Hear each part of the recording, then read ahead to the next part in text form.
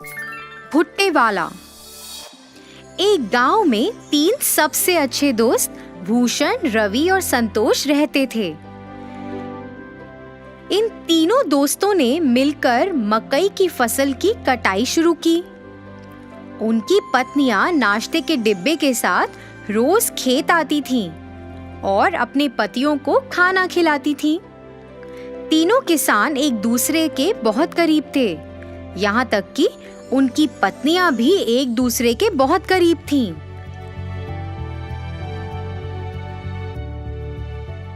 तीनों ने बहुत मेहनत की और बदले में उन्हें बहुत अच्छी फसल मिली। इसके साथ वे गांव के बाजार में मकई बेचने लगे।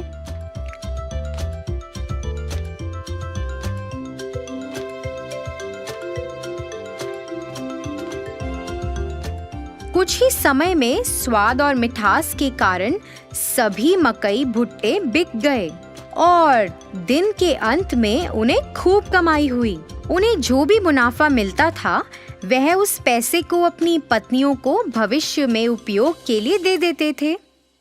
उन 3 दोस्तों के लिए फसल काटना, खेत में देखभाल करना। तीनों किसान अपनी दिनचर्या में व्यस्त हो गए। उनकी पत्नियां अपने दैनिक घरेलू कामों को पूरा करती थीं और एक साथ एक जगह बैठकर फिर गपशप करती थीं।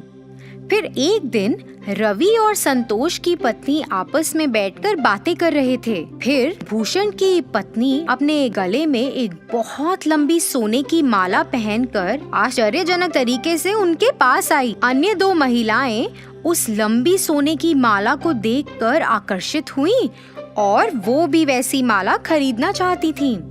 यह जानने के बाद कि भूषण की पत्नी ने अपने पति की बचत से सोने की लंबी चेन खरीदी है, उन्होंने भी अपने पतियों की बचत से सोना और साड़ी खरीदे और फिर उन्होंने ऐसा करना शुरू कर दिया।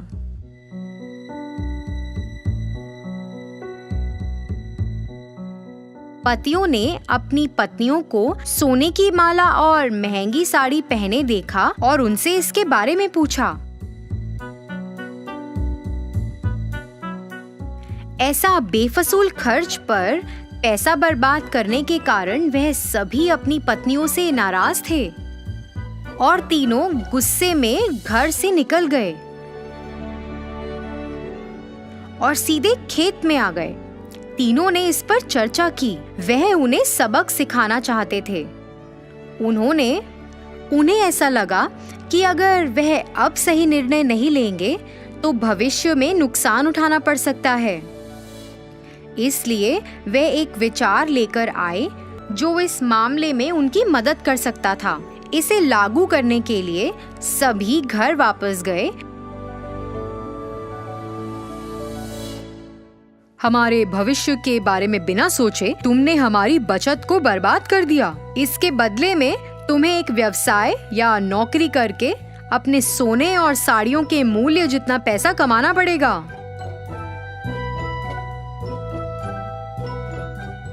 तुम तीनों आपस में फैसला करो कि इतनी बड़ी रकम कैसे कमाओगे और हमें अपना अंतिम फैसला सुनाओ।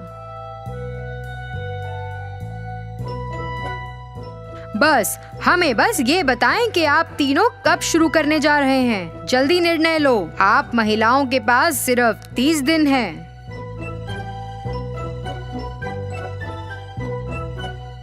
तीनों अपनी पत्नियों को समझाकर घर से निकले। उसके बाद तीनों पत्नियां अपने सामान्य स्थान पर मिली। 30 दिनों में इतनी बड़ी कमाई कैसे संभव है? इतनी बड़ी रकम कमाने के लिए हमें ऐसा व्यवसाय शुरू करना होगा जो इस गांव में अभी तक नहीं है। यह क्या व्यवसाय हो सकता है? तीनों ने खूब चर्चा की।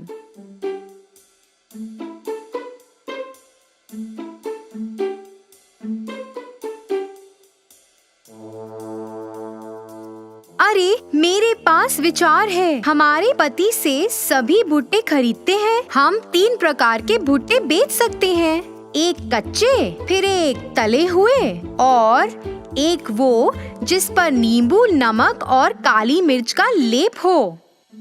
अन्य 2 महिलाएं भी भूषण की पत्नी से सहमत थी।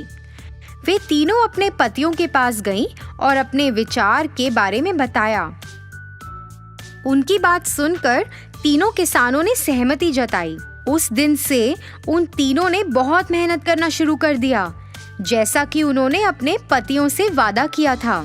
उन्होंने अपनी दुकान के ठीक सामने एक बोर्ड लगाया जिस पर लिखा था कच्चा भुट्टा 15 रुपए, तला हुआ भुट्टा 20 रुपए और तला हुआ भुट्टा नमक, नींबू और काली मिर्च के साथ 25 रुपए। एक महिला ने भुट्टे का छिलका उतारा, दूसरी ने भुट्टे को भूना और तीसरी ने भुट्टे पर नींबू, नमक और काली मिर्च का लेप लगाया। बाद में उन्होंने उसे बेचकर पैसे कमाए। हालांकि ये महंगा था, पर फिर भी लोगों ने उसे खरीदना शुरू किया। 2 दिनों में ही काफी लोग भुट्टे लेने के लिए आए। उस मीठे रसीले भुट्टे के लिए लोग लंबी कतार में खड़े होकर इंतजार कर रहे थे। दिन के अंत में उन्होंने भुट्टे बेचकर 6,000 रुपए कमाए। इसी तरह से यह 30 दिनों तक जारी रहा और उन्होंने लगभग 1,80,000 रुपए कमाए। 31वें दिन वे तीनों अपने व्यवसाय से कमाए हुए पैसे लेकर अपने पतियों के पास गईं। पैसे वापस देने के बाद उन्होंने अपने पतियों से वादा किया कि वह अपने व्यवसाय को जारी रखेंगी और कड़ी मेहनत करेंगी। इसी तरह तीनों महिलाओं को पैसों और मेहनत का मूल्य पता चला। उन्हें अपनी गलती का एहसास हुआ। उन्होंने पहले की गई गलती को कभी नहीं दोहराया। उन्होंने अपने पतियों के काम में हाथ भी बटाया। बहुत सारी कमाई के साथ वे नाम और प्रसिद्धि के साथ खुशी से रहते थे।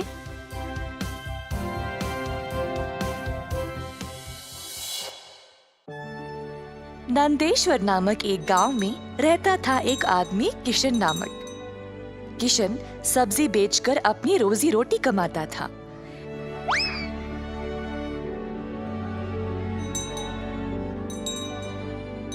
किशन अकेला था तो उसी को खेत जाकर किसानों से सब्जी लाना पड़ता था। अपनी मेहनत की कमाई किशन बहुत संभाल कर जमा करता था, परंतु किशन अपनी कमाई से संतुष्ट नहीं था और कुछ अच्छा और बड़ा करना चाहता था। एक दिन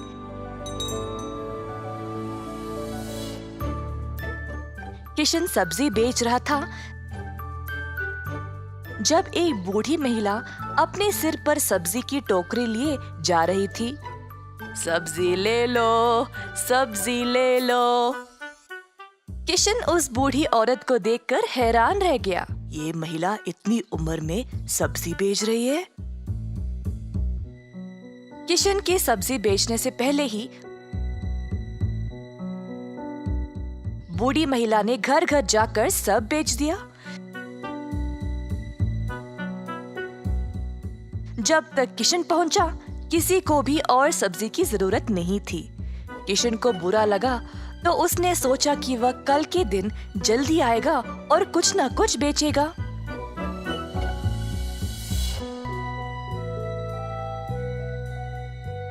परंतु अगले दिन भी वही हुआ। कुछ दिन बीत गए और किशन जानना चाहता था कि यह बूढ़ी महिला इतनी जल्दी सब्जी कैसे बेच रही थी, तो वह उसका पीछा करने लगा। बूढ़ी महिला को पता चल गया और फिर उसने मुड़कर किशन से पूछा, बेटा, तुम मेरा पीछा क्यों कर रहे हो? क्या जानना चाहते हो? आओ पूछो मुझे। मुझे माफ करिएगा, पर मैं हैरान हूँ ये देखकर कि आप सब्जी हर रोज इतना जल्दी जल्दी कैसे बेच रही है। कुछ दिनों से मैं कुछ भी नहीं बेच पाया और मुझे पता नहीं मैं क्या करूँ। मैं तो कई सालों से सब्जी बेच रही हूँ बेटा, और मैं इस काम से कभी नहीं थकती हूँ। तो बेटा, तुम रोज क्या करते हो? मैं किसानों के पास से सब्जी लेता हूँ और फिर गांव में आकर बेचता हूँ। जो भी कमाई है उससे अपना गुजारा करता हूँ। अब आपकी वजह से कई दिनों से मैंने कुछ भी नहीं कमाया। किसानों से सब्जी क्यों लेते हो? खुद की सब्जी क्यों नहीं उगाते? मुझे मदद के लिए कोई नहीं है। मैं एक छोटी सी झोंपड़ी में रहता हूँ और मेरे पास कोई जमीन भी नहीं है खेती बाड़ी करने के लिए। तुम्हें कोई बड़ी जमीन की जरूरत नहीं है। अपने घर के इर्द गिर्द जितनी भी जगह है उसमें ही तुम सब्जी उगाना शुरू करो। मुझे ये बोलने के लिए बहुत शुक्रिया अम्मा। अब केवल उगाना ही नहीं, अच्छे उर्वरक का उपयोग भी करना, तब तुम्हारी फसल अच्छी होगी। किसान सीधा घर गया और अपने घर के चारों ओर बीज बोने लगा। उसने थोड़ी सी भी जगह जाया होने नहीं दी। उसने जड़ खाने वाले सब्जियां, झाड़ियां, लताओं को बोया। कुछ हफ्तों बाद उसके सब्जियां अच्छे से उगने लगी। किशन ने उनको उखाड़ा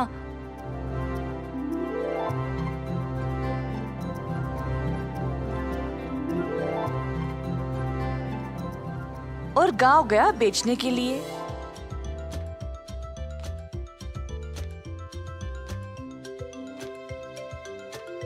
दिन पे दिन किशन को और सब्जी उगने लगी। वह अच्छा पैसा कमाने लगा और सब कुछ जमा करके उसने अपने लिए खेती करने एक जमीन का टुकड़ा खरीदा। किशन अब खेती बाड़ी करने लगा और उसकी फसल अच्छी खासी निकलने लगी।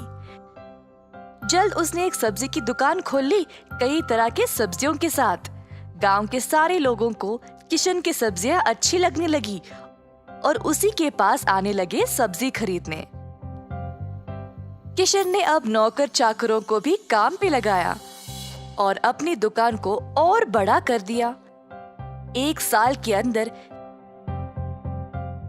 ग्राम प्रधान ने देखा कि कैसे किशन ने मेहनत करके अपने आप को खड़ा किया है। उनको किशन बहुत पसंद आया और अपनी बेटी का हाथ किशन को विवाह में दे दिया। किशन के पास अब एक सफल कारोबार, एक सुंदर परिवार और एक अच्छा जीवन था। अतः थोड़ी सी बुद्धि और मेहनत से उसका सपना पूरा हो गया। एक बार था एक लड़का शंकर नामक,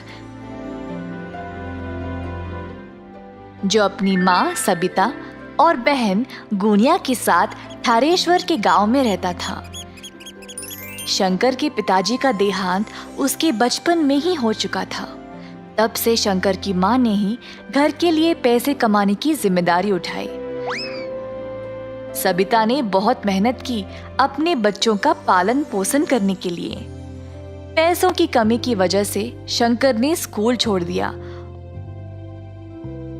और अपनी माँ के साथ काम करने लग गया, पर उन्होंने गुनिया की पढ़ाई को नहीं रोका।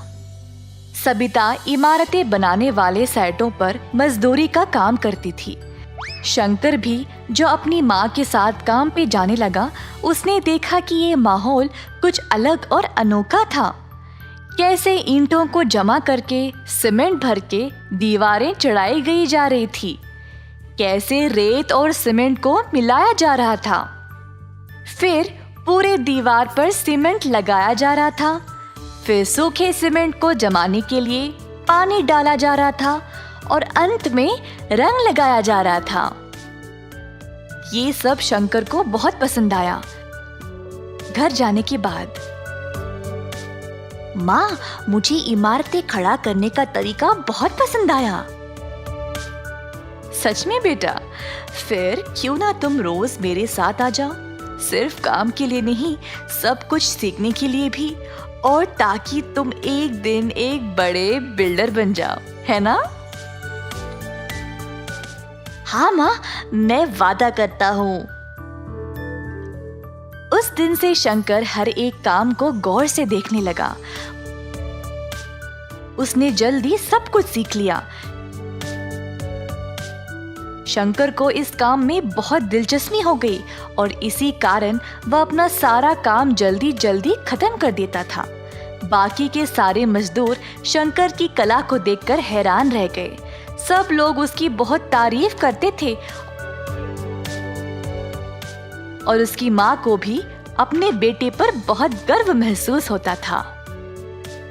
इसी तरह शंकर ने 4 साल तक मन लगाकर काम किया। इसी दौरान शंकर की माँ की तबीयत अचानक से खराब हो गई और वह काम पे जाना बंद कर दी। अब शंकर अकेला था, जिसको बीमार माँ को भी संभालना था और अपनी बहन की पढ़ाई को भी। सेटों पर कमाई उनके लिए काफी नहीं थी, तो शंकर ने सोचा कि वह खुद का कंस्ट्रक्शन का कारोबार शुरू करेगा। माँ, कब तक मैं मजदूरी का काम करूंगा? अगर हमें हमारी समस्याओं को समाप्त करना है तो मुझे लगता है कि मैं खुद का कारोबार शुरू कर लूं। मेरे बच्चे, ये तो बहुत ही अच्छा विचार है, पर पैसों के बिना कोई काम शुरू कैसे करोगे? मेरे पास एक योजना है माँ। मैं चंपकलाल सेठ के घर पर काम कर रहा था। उन्होंने मेरा काम देखकर बोला कि वो मुझे जब भी जरूरत हो तब वो मेरी मदद करेंगे। अब उनके घर का काम अधूरा रह गया है। मैं उनसे पैसे लेकर उनका काम खत्म कर दूंगा। तुम बहुत बुद्धिमान और कलाकार हो बेटा। जाओ और सेठ साहब से बात कर लो, देखते हैं क्या होगा। शंकर चंपकलाल के पास जाकर अपनी योजना के बारे में उनको बोलता है। अरे बेटा, इतनी कम उम्र में तुम्हें बहुत कुछ सहना पड़ रहा है। मैं तुम्हारी मदद जरूर करूंगा, पर ऐसे काम करने के लिए तुम्हें कम से कम 10 बंदों की जरूरत है। तुम कहाँ से ले आओगे? सर जी, मैं कुछ लोगों को जानता हूँ, एकदम सही काम करते हैं और ईमानदारी से, वो भी कम पैसों में। आजकल ऐसे लोग कहाँ पे मिलेंगे शंकर? मैं और मेरी दोस्त बहुत सालों से मजदूरी का काम कर रहे हैं साहब। हम दिन भर काम करके भी ये लालची बिल्डर लोग हमें ठीक से पैसे नहीं देते थे। ऐसा बहुत सारे लोग ठोकर खा रहे हैं सर जी। अगर मैं उनसे बात करूंगा तो हम जरूर एक साथ हाथ जोड़कर काम कर सकते हैं। ये सब तो ठीक है बेटा, पर किसके घर पे काम शुरू करोगे? सर जी, आपका काम भी तो कब से रुका पड़ा है। मैं आपके घर पर काम शुरू करूंगा। मैं आपके घर का काम देखते ही देखते खत्म कर दूंगा, देख लेना। ठीक है बेटा, जाओ और भगवान का नाम लेकर ये शुभ काम शुरू करो।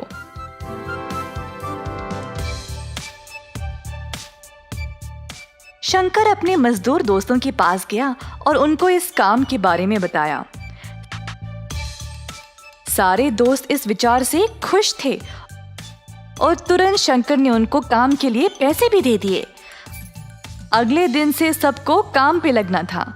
अगले दिन शंकर के दोस्त आए अपना अपना सामान लेकर।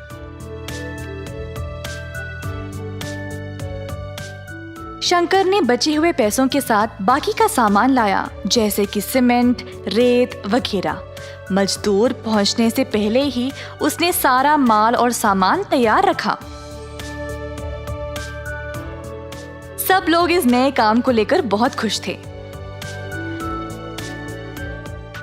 क्योंकि सब जवान थे, वह काम भी जल्दी जल्दी खत्म करने लगे। शंकर बाकियों को सही दिशा दिखा रहा था काम करने का, और देखते ही देखते 2 महीनों के अंदर सारा घर तैयार हो गया। चंपकलाल का ये नया घर देखकर सब लोग हैरान रह गए। शंकर के पहले मालिक भी ये काम देखकर आश्चर्यचकित रह गए कि उसने इतना अच्छा मकान बनाया। चंपकलाल सेठ का घर देखकर अब बाकी के लोग भी अपने अपने मकान बनवाने के लिए शंकर को बुलाने लगे। शंकर बेटा, तुमने इतने कम समय में मेरा इतना अच्छा मकान बना दिया। वाकई में लाजवाब काम किया तुमने। सेठ साहब ने फिर शंकर को अपने काम के लिए अच्छा खासा पैसा भी दे दिया। पैसों के साथ उसने अपनी माँ की सेहत का ख्याल रखा और अपनी बहन को बेहतर स्कूल में डाला। उसने खुद के परिवार के लिए भी मकान बनवा लिया। 18 वर्ष के अंदर अंदर शंकर ने कई प्रकार के लोगों से काम कर लिया। उसने अपनी कला का इस्तेमाल किया मेहनत के साथ, जिसकी वजह से उसको प्रशंसा मिली। अंत में उसने अपने परिवार को सुखी भरा जीवन दिया।